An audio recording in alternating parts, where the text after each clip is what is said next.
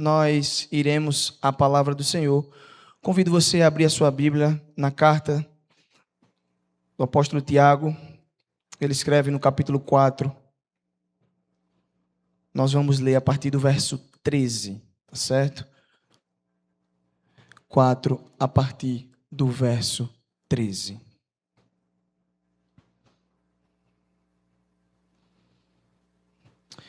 Assim diz a palavra do Senhor. Prestem atenção, vocês que dizem: hoje ou amanhã iremos a determinada cidade e ficaremos lá um ano. Negociaremos ali e teremos lucro. Como sabem o que será de sua vida amanhã? A vida é como uma névoa ao amanhecer. Aparece por um pouco e logo se dissipa. O que devem dizer é: se o Senhor quiser, viveremos e faremos isso ou aquilo. Caso contrário, estarão se orgulhando de seus planos pretensiosos, e toda presunção como essa é maligna.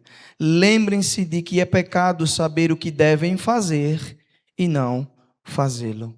Senhor, a Tua palavra foi lida, e eu creio que só a Tua palavra tem poder de transformar o nosso ser. Aplica ela mais uma vez nessa noite para louvor da Tua glória, apesar de mim, em nome de Jesus.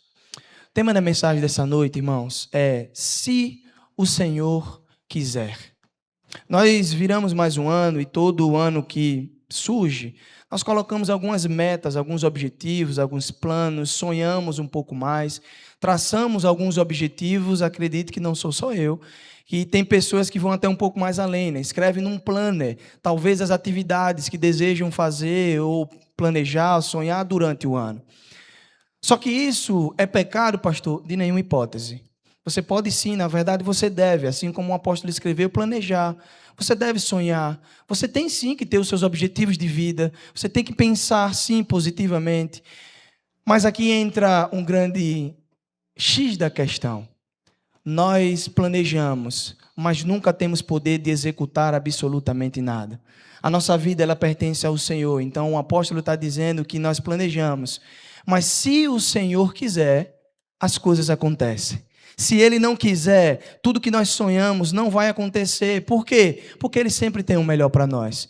Às vezes nós olhamos e nos deparamos com algumas situações e não percebemos que a vontade do Senhor muitas das vezes não está alinhada à nossa vontade. E está tudo bem, porque a vontade do Senhor sempre será boa, perfeita e agradável. Mas o nosso coração e a nossa mente, ela não está condicionada a racionalizar quando recebemos uma resposta negativa. Então, sempre que recebemos uma resposta negativa, temos a esmorecer, entristecer, sabe? O nosso coração, ele tende a ficar mais quietinho. Por quê? Porque as coisas não acontecem do nosso jeito. Irmãos, eu gosto muito dessa carta do apóstolo Tiago. Por quê? Porque é uma carta muito prática. 5 capítulos de inteira riqueza espiritual. Os teólogos vão chamar a carta de Tiago como provérbios do Novo Testamento, porque são lições práticas. Aqui Tiago, ele não enrola. Tiago, ele é simples e direto em enviar a mensagem que ele queria enviar. Mas, pastor, para quem que o apóstolo ele escreve a mensagem? Ele escreve a mensagem aos judeus da dispersão, da diáspora. Essa descrição, apesar de ser bastante ampla, ela serve para dizer que a carta era direcionada a judeus dispersos que agora acreditavam a Jesus e constituíam igreja. Deixa eu sintetizar para vocês. Acontece o sermão de Pedro. Os irmãos vão ver que estão lá em Atos. Muitas pessoas se convertem, mas as pessoas nem todas eram ali da região da Judéia. Eles retornam às suas regiões. E a questão que fica é: quais são as instruções que agora eles terão para poder viver a sua vida baseada no verdadeiro evangelho? Tiago escreve essas instruções. Tiago vai orientar o povo cristão a viver uma vida de acordo com aquilo que o verdadeiro evangelho nos ensina. Então, a carta, ela está completamente envolvida de algumas figuras do judaísmo.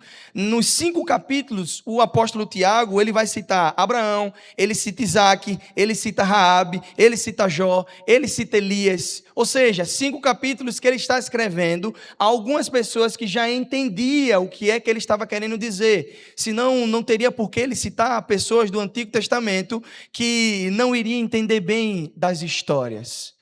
É como se eu estivesse falando aqui só a crentes em Cristo Jesus. Vocês estão me entendendo a minha linguagem. Mas talvez se eu estivesse pregando para um auditório somente de não cristão, a didática, a oratória seria diferente. Então o que é que eu quero dizer? Tiago escreve a carta direcionada a cristãos.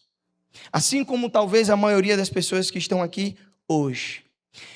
Falando especificamente do verso 13 ao verso 17, que nós acabamos de ler, Tiago vai falar sobre o risco da presunção.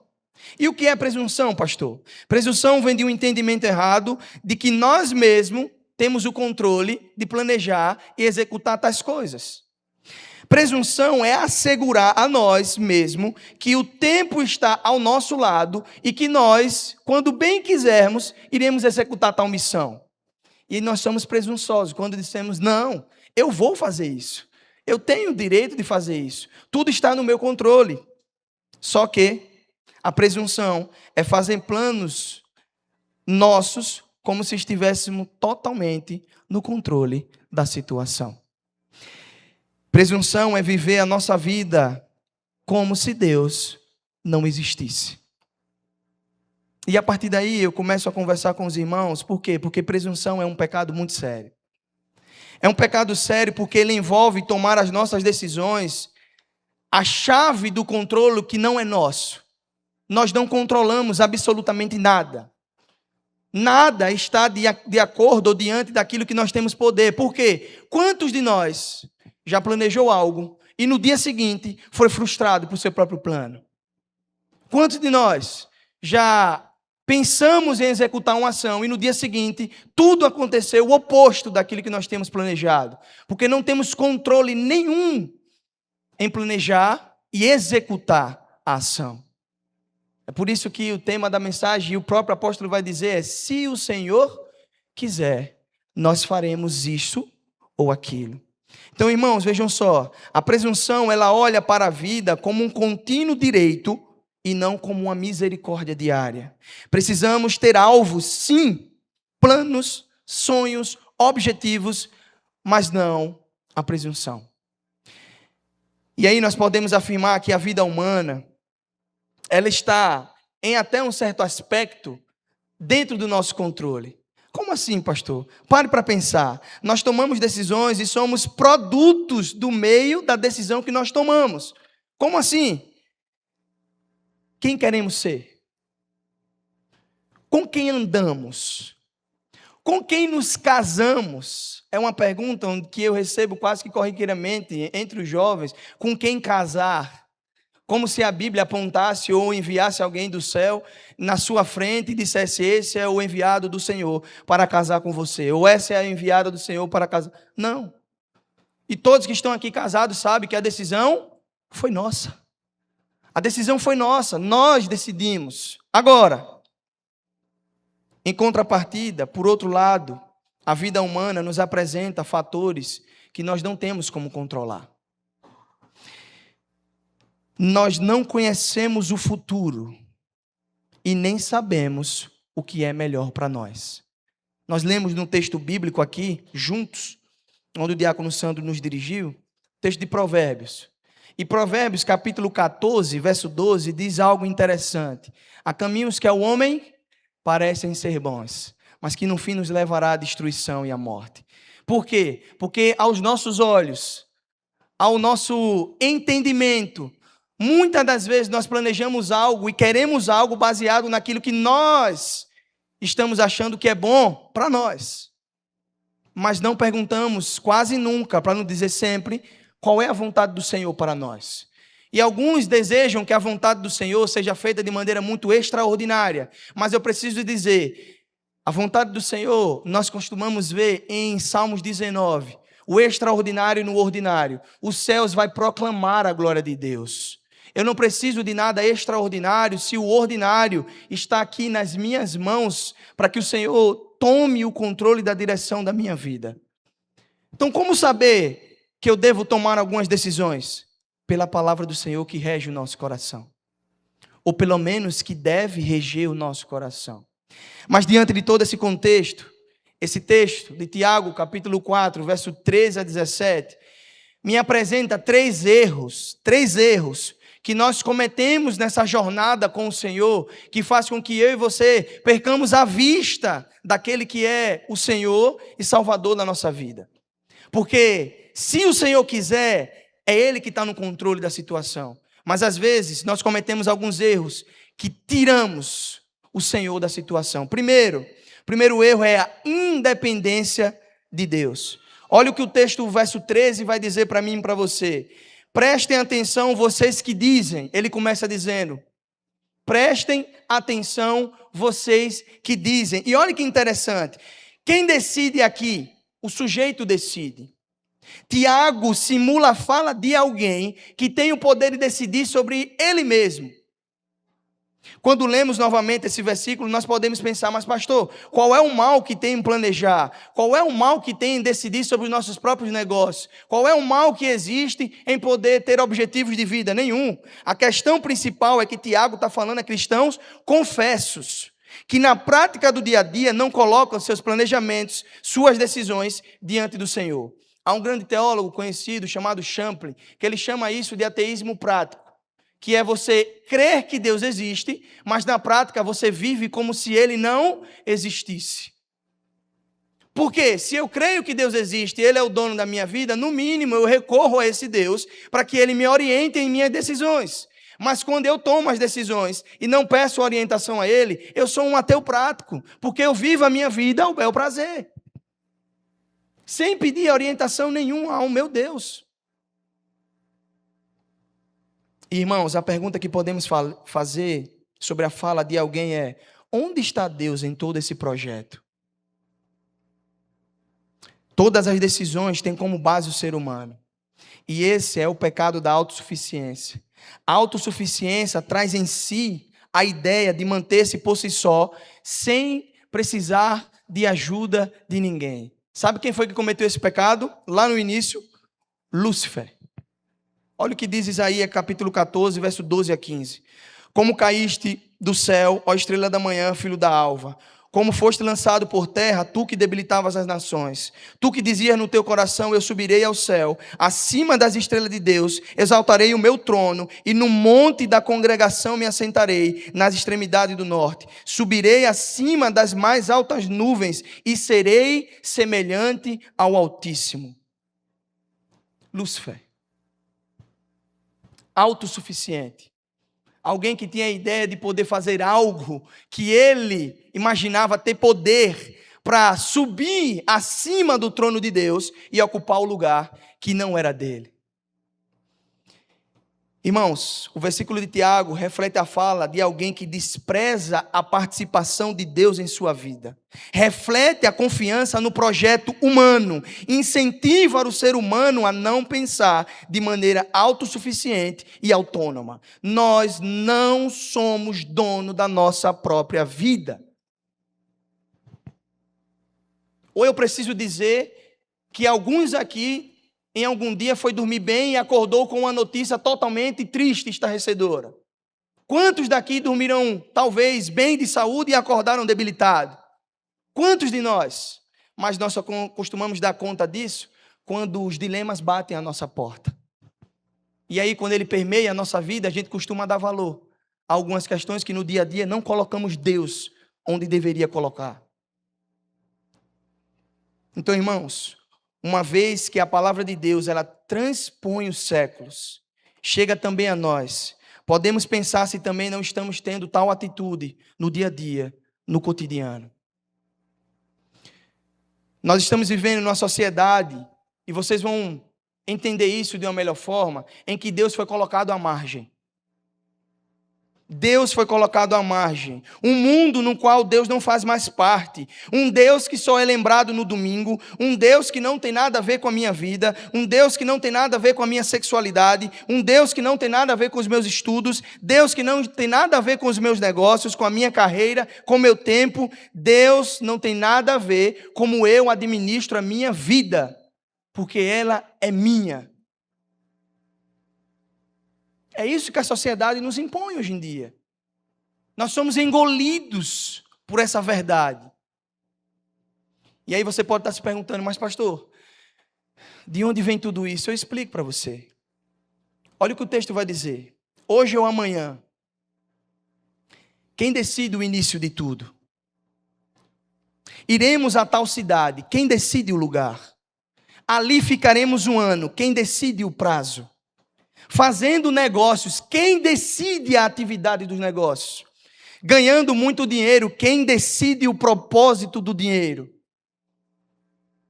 Tiago está dizendo que o autor, simulando a fala de alguém que tem poder sobre decidir tudo, mas aonde está Deus?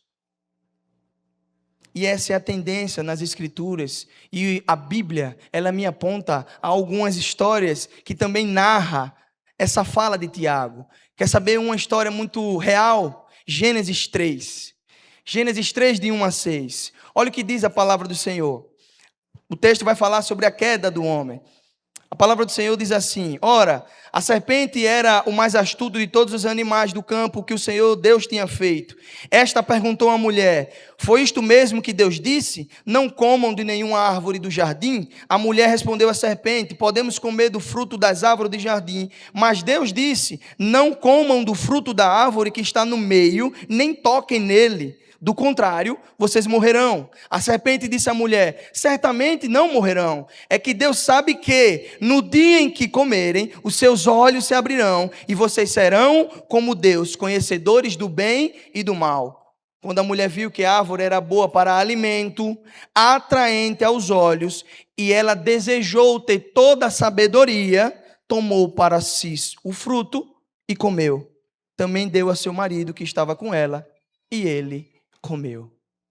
Eva caiu no conto da carochinha quando Satanás diz a ela assim: você pode ter todo o conhecimento do bem e do mal se comer. Você pode ter o controle da situação. Você pode ter a sabedoria. Você pode. E o texto diz para mim que aquilo foi bem visto aos olhos dela. E a partir disso ela toma o fruto para si e come. Irmãos, nós somos como Eva.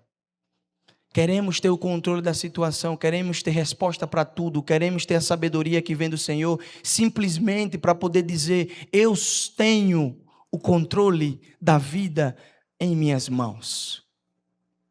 Agora, perceba que no verso 16 de Tiago, ele diz o seguinte: vocês são orgulhosos e vivem se gabando. Todo orgulho é mau. E isso nos lembra o que o autor de Provérbios vai dizer no capítulo 16, verso 18, onde ele diz: o orgulho leva a pessoa à destruição e a vaidade faz cair em desgraça.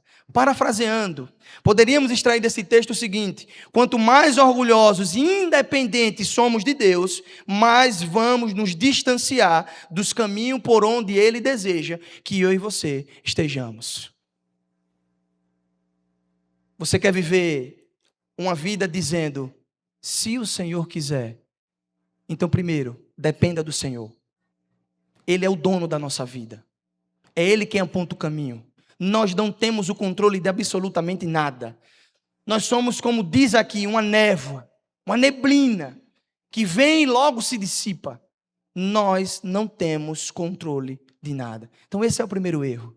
O erro da independência. Segundo, é o desejo insaciável de possuir.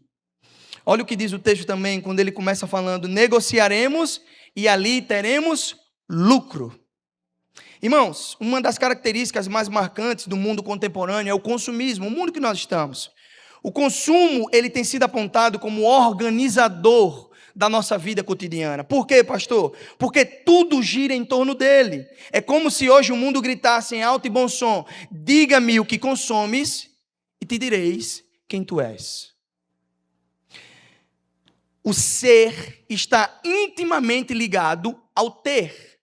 E olha que interessante, isso gera no ser humano um desejo por possuir mais e melhores bens, fazendo com que ele viva nessa busca insaciável de uma vida de ilusão. Porque, me permitam dizer, quanto mais nós temos, mais nós vamos querer.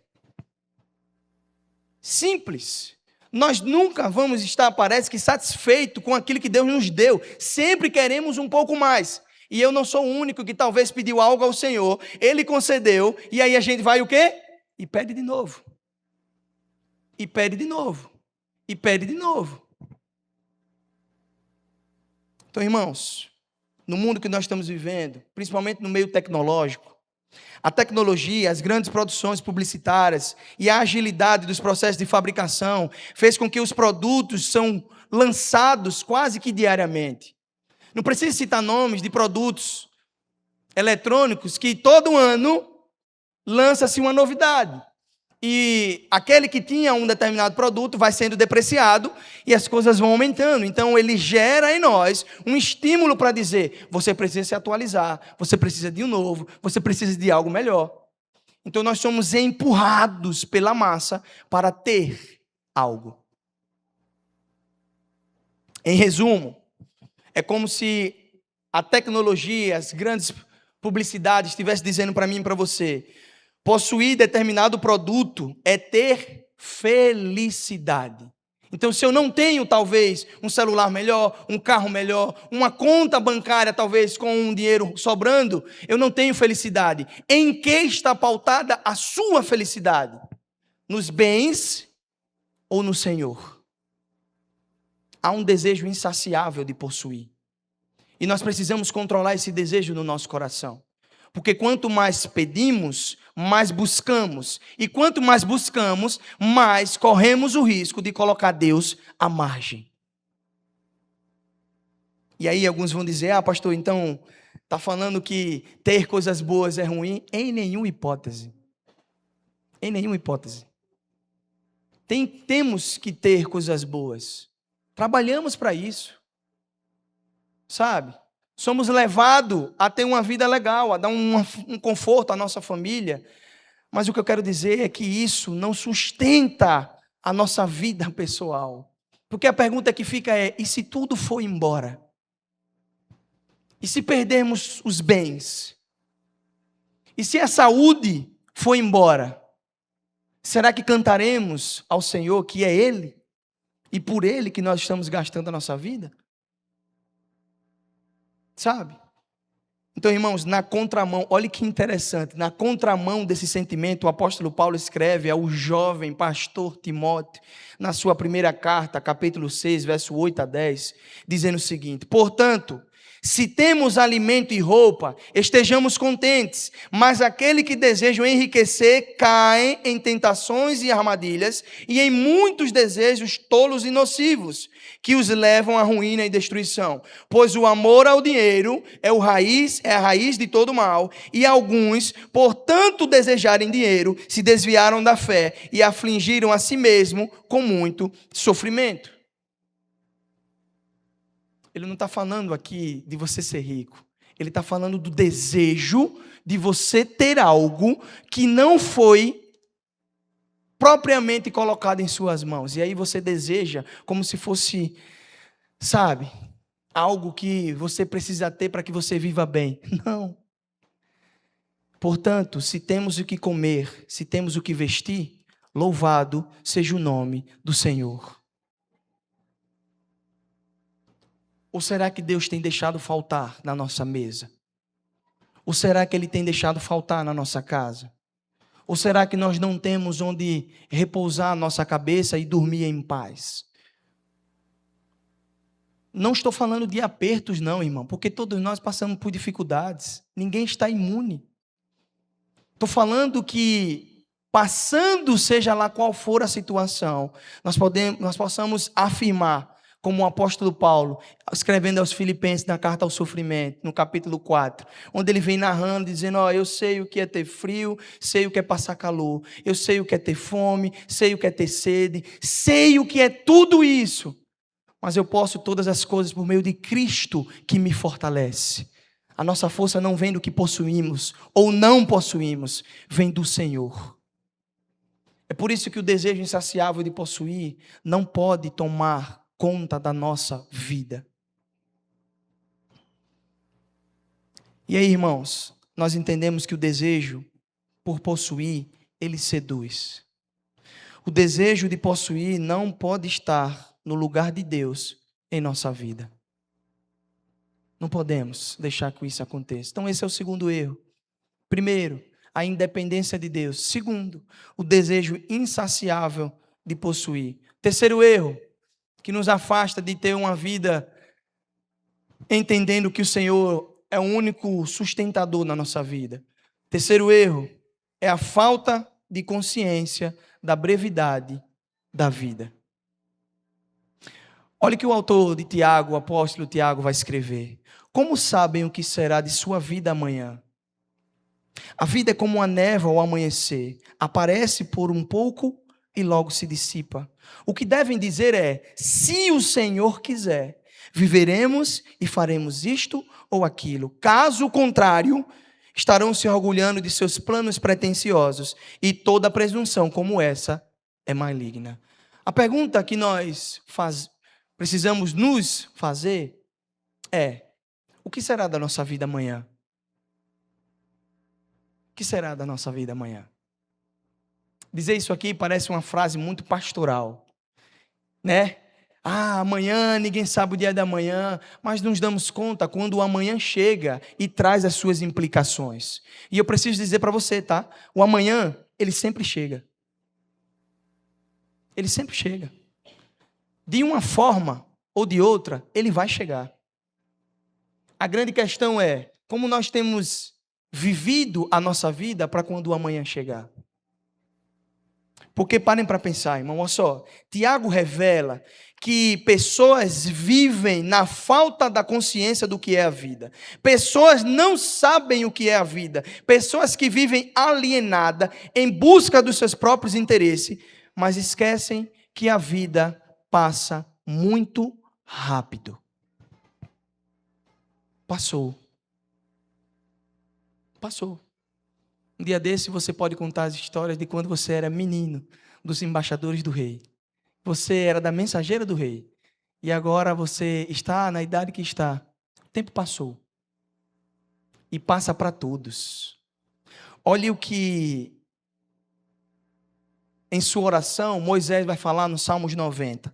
Pois todos os nossos dias se passam na tua ira. Acabam-se os nossos anos como um breve pensamento. Os dias de nossa vida sobem a 70 anos ou, havendo vigor, 80. Neste caso, o melhor deles é canseira e enfado, porque tudo passa rapidamente e nós voamos.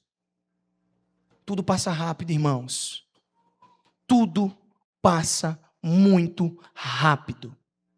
A pergunta que eu faço para você é: o pastor Cláudio pregou hoje pela manhã e não foi nada alinhado, eu e ele, sobre pôr a casa em ordem. E nós realmente precisamos pôr a casa em ordem. Nossa casa, família, nosso coração, precisamos pôr as coisas no seu devido lugar. Mas a grande questão que fica é: você tem certeza do lugar que você vai quando o fim da vida chegar para você? A vida é como uma névoa. Você não sabe o dia de amanhã. Você sabe o lugar para onde você vai? Se sim, se você sabe para onde você vai, e esse lugar é aonde o Senhor preparou para você, você precisa ser dependente desse Deus. Você precisa ser dependente desse Senhor. Porque você não vai para lá por méritos próprios. Você não vai para lá porque você é bonzinho ou fez algo para adquirir um lugar. Não! Você vai para lá porque o Cristo pagou um alto preço por você. E é esse Cristo que nós dependemos a nossa vida nas mãos dele. Sabe o que é isso? É quando você deita para dormir e você acorda no outro dia, entendendo que apesar das lutas, das adversidades, das incertezas da vida, nós cremos num Deus que é todo poderoso e a nossa vida está no controle das suas mãos. Observando a Bíblia, nós podemos concluir que o tempo mais importante é o agora. Sabe quem me ensina isso? O próprio Jesus, sentado no monte pregando a milhares de pessoas no Sermão do Monte. E ele disse o seguinte: portanto, não se preocupem com o amanhã, pois o amanhã trará as suas próprias preocupações. Basta cada dia o seu mal. Irmão, com toda sinceridade, o que é que você pode fazer amanhã que está preocupado hoje? Essa fala serve para mim, que me preocupo com o 2027 e esqueço do hoje. E o Senhor está dizendo, basta cada dia seu mal. Quantas coisas, irmãos, esse que vos fala já planejou, planilhou, organizou e nada aconteceu do meu jeito. E eu entendo, estávamos conversando ontem sobre isso, que a nossa vida é inteiramente dependente do Senhor. É por isso que todas as vezes que eu elaboro um sermão, preparo um sermão, o Senhor realmente prega para mim, ministra ao meu coração. Porque Ele entende, filhão, quem disse que você tem um controle de tudo? Quem disse que você é tão organizado assim que as coisas vão acontecer do seu jeito? Não vai não. E você precisa entender, se colocar no seu lugar. E o seu lugar é esse, de servo. Eu estou no controle. Então é assim que Deus faz. Então, irmãos, a incerteza da vida deve nos levar a uma dependência total do Senhor. Você sabe o que vai acontecer com você daqui a 1 ano? 2 anos? 3 anos? Ontem eu abri as redes sociais, saí daqui do culto jovem, fui comer com Ellison e Rubinho. Quiseram até pagar meu lanche, irmãos. Olha que coisa maravilhosa. Mas aí a gente rachou a conta. E lá eu entrei no Instagram e vi uma jovem influencer que eu não conhecia. E a minha rede social só falava dessa menina. Ela faleceu com 19 anos de idade, tinha um câncer devastador, e as pessoas acusaram ela, dizendo que os 3 últimos anos da vida dela, ela não tinha doença nenhuma, porque durante o câncer de fase terminal, ela concebeu uma criança, ela foi mãe, e aí o pessoal disse, como pode ter câncer em fase terminal e dar à luz a um filho? Isso é mentira, e julgavam ela nas redes sociais. Ontem, foi antes de ontem, ela faleceu, 19 anos de idade, se foi. E aí eu vi o pai lamentando, o esposo lamentando. E ela foi num podcast, há 2 anos atrás, falar da doença, e ela falou algo desse tipo, e um entrevistador perguntando a ela, qual é a mensagem que você quer passar com 17 anos, sabendo que sua vida está a ponto de chegar num ponto final, qual é a lição que você dá? E ela disse assim, eu só quero que amem o que eu não amei. Eu só quero que se alegrem o que eu não vou poder me alegrar. Eu quero que abrace os filhos como eu não vou poder abraçar os meus. Eu só quero que diga aos pais que amem, porque a gente nunca sabe o dia de amanhã. E que verdade, irmão, preciosa. Aí quando ela vai, há uma comoção nas redes sociais. Mas você já parou para pensar que isso também pode bater à sua porta?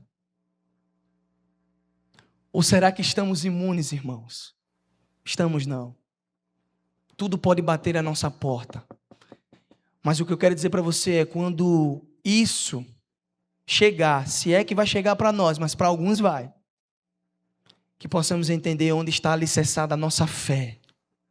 E a nossa fé não está alicerçada em coisas passageiras, mas no Senhor, que nos concede vida e não uma vida terrena, uma vida eterna com Ele no céu.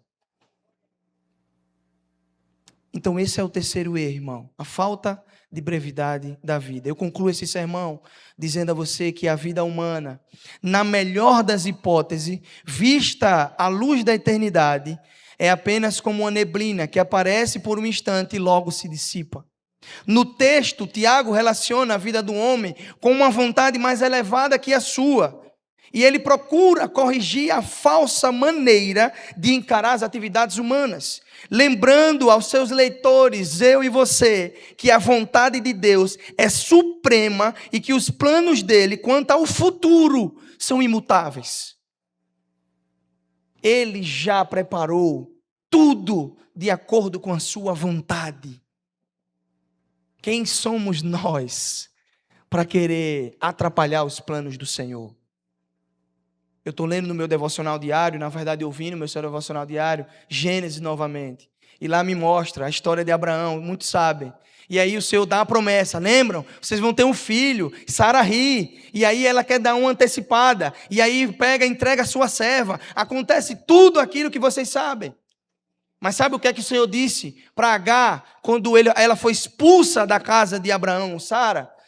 Senhor, encontra eles num pedaço de árvore, quando a mãe se distancia para não ver o seu filho morrer, Ismael, e o Senhor diz: ei, mulher, vai para perto do seu filho, eu não desampararei vocês. Vocês não têm nada a ver com isso que foi causado.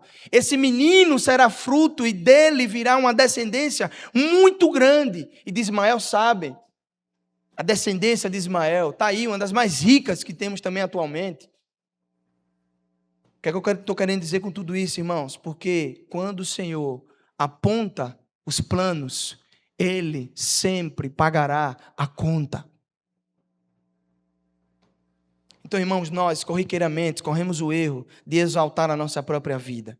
Isso só confirma que o nosso pensamento é de autossuficiência, vangloriando-se e achando que podemos viver independente de Deus.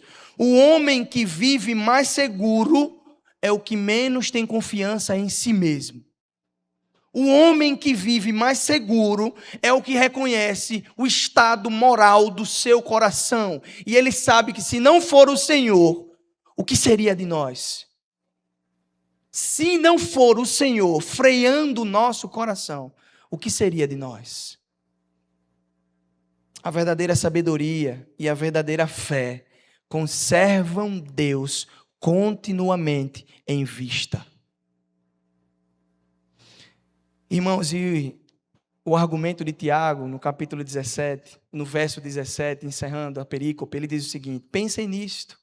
Pois quem sabe que deve fazer o bem e não faz, comete pecado. Olha que interessante, irmão. O perigo está em que, embora concordando com tudo isso que nós ouvimos, prossigamos praticamente a nossa vida como antes, sem entender absolutamente nada. E nisso nós pecamos, porque o Senhor está nos alertando. Tiago escreve para nos alertar. E agora é pecado saber o que deve fazer e não fazer. E nós sabemos o que devemos fazer. E quando não fazemos, estamos em pecado diante do Senhor. É por isso, irmãos,